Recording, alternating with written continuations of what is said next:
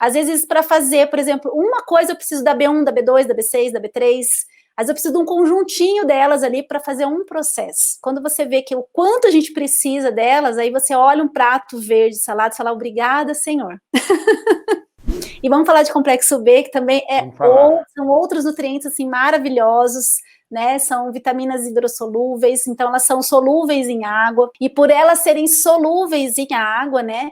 Elas são essenciais aí para o nosso metabolismo energético, e elas participam do sistema enzimático, tanto de carboidratos, tanto de proteínas, tanto de lipídios e de ácidos nucleicos. Então, essas vitaminas, né, que a gente tem B1, B2, B3 e até a B12, na verdade, elas são essenciais, porque se a gente não tem essas vitaminas, né, se tem falta dessas vitaminas principalmente, isso vai interferir em muitos processos. E eu sempre falo que, na verdade, Antônio, nós precisamos de 70 nutrientes por dia para fazer cabelo, para fazer hormônio, fazer um monte de coisa. Dani, mas se a gente não tiver esses 70 nutrientes, né, que vem principalmente de todo esse conjunto de vegetais, de frutas, de verduras, se nós não tivermos todos esses nutrientes, vai fazer tudo isso? Vai fazer cabelo, mas não vai ser tão perfeito. E essas vitaminas, elas participam muito de tudo isso, né,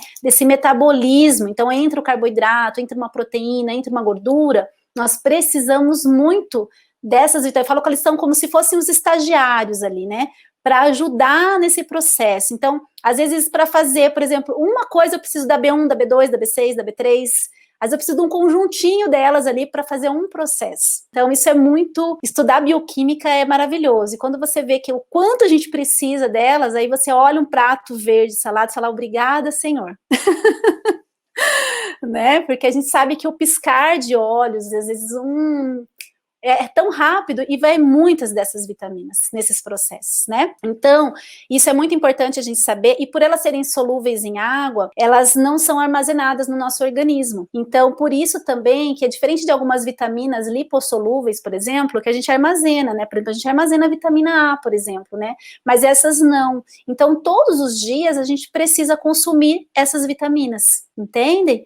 Por isso que é tão importante. E eu vou falar uma em especial, que é a B12, que é a cobalamina, que ela atua principalmente aí também no metabolismo de carboidratos, proteínas, gorduras e na formação de ácidos nucleicos, mas ela é imprescindível aí para as nossas células, principalmente para o trato gastrointestinal, para o nosso tecido nervoso e para a nossa medula óssea. E ela está muito envolvida nessa formação da bainha de mielina do nosso sistema nervoso. Então, olha isso que sensacional, né? Então, aonde passa as nossas sinapses, né? Nessa bainha de... Eu falo que é como se fosse o fio e tem a capinha do fio, né? Que é a bainha de mielina.